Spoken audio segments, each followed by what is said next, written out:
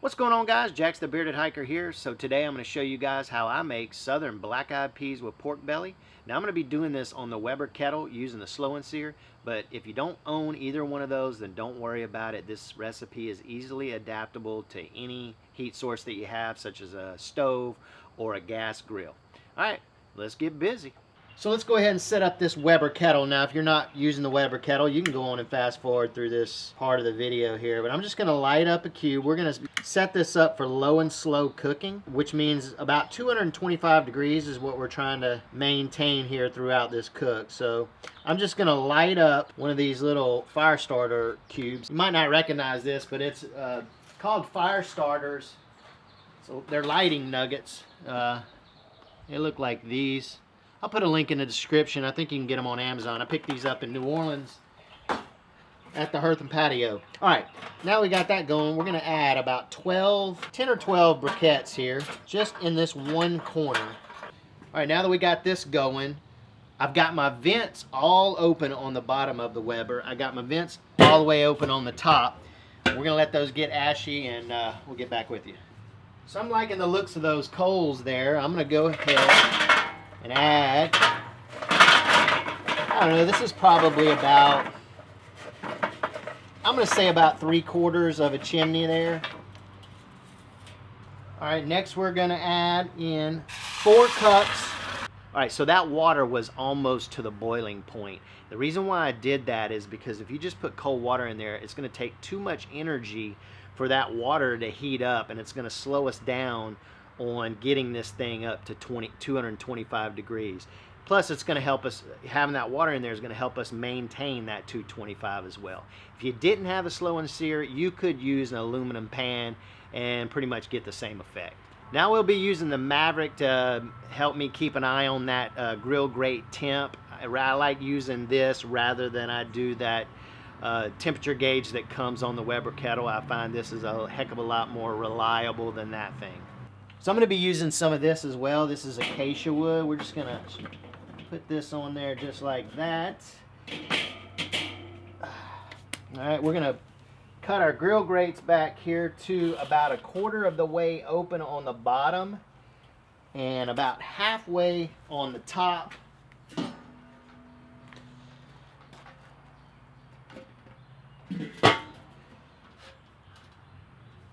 All right, 225, let's go.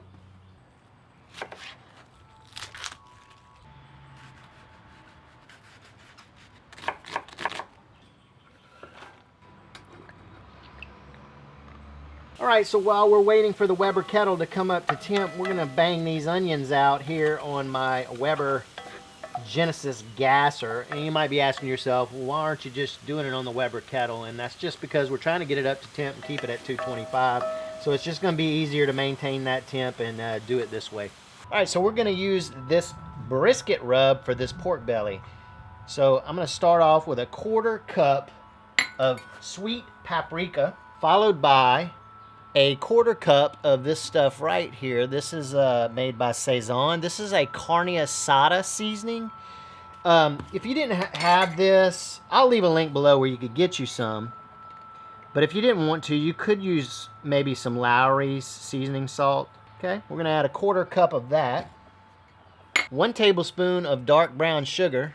1 tablespoon of garlic powder. I don't know if I said this, but that was 1 tablespoon of that onion. I'm going to be leaving the rub recipe in the description there.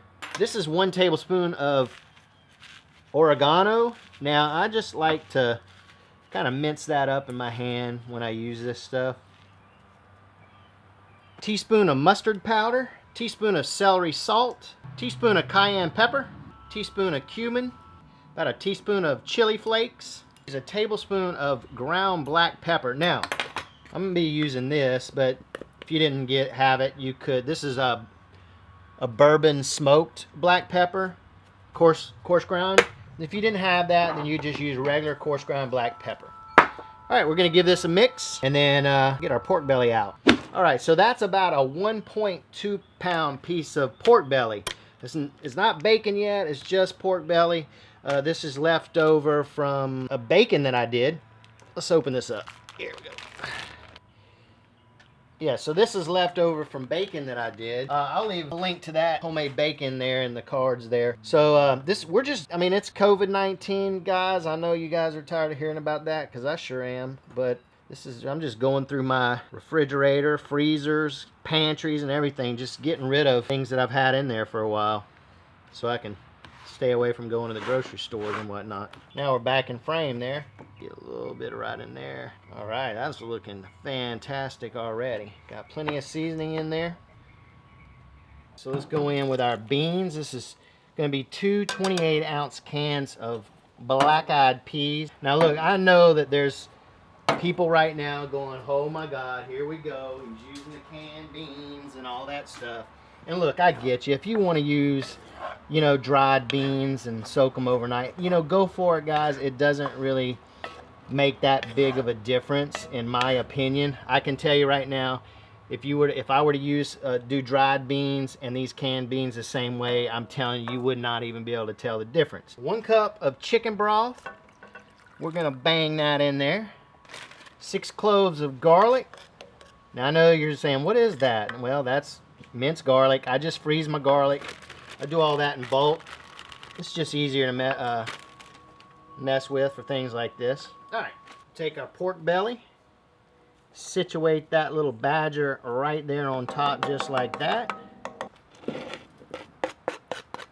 Just take some of our rub and throw in here. So our grill's up to temp. So we're gonna just turn this little joker around like that. Actually, let's do it like this. Let's get that lid back on there. All right, so what we're looking for here, guys, is we want that pork belly to just be fall apart tender. I'm guessing about 4 hours, but it could take longer. I don't know. We'll see. Just giving y'all a little shot here. We're about 2 hours in.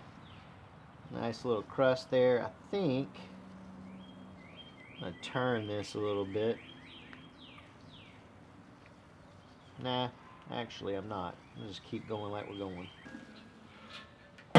All right, guys, we are done. I'm pretty sure we're done. It's been 5 hours, and it looks, I mean, this is pulling apart pretty good. Hopefully you can see that. But I mean, you see how it's just falling apart. All right, so let's give it a try.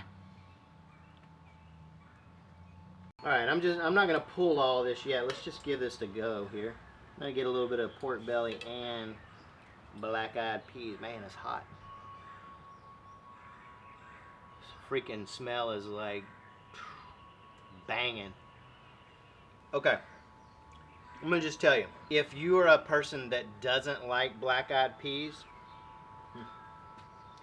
then this is gonna be the black-eyed peas that you'll like. And I also will reiterate what I said earlier about the canned black-eyed peas. I would put these up against anybody's black-eyed peas, and I guarantee you would not be able to tell the difference between the two. They're nice, they're creamy. Best black-eyed peas I ever had. All right, guys, black-eyed peas with pork belly. Do it.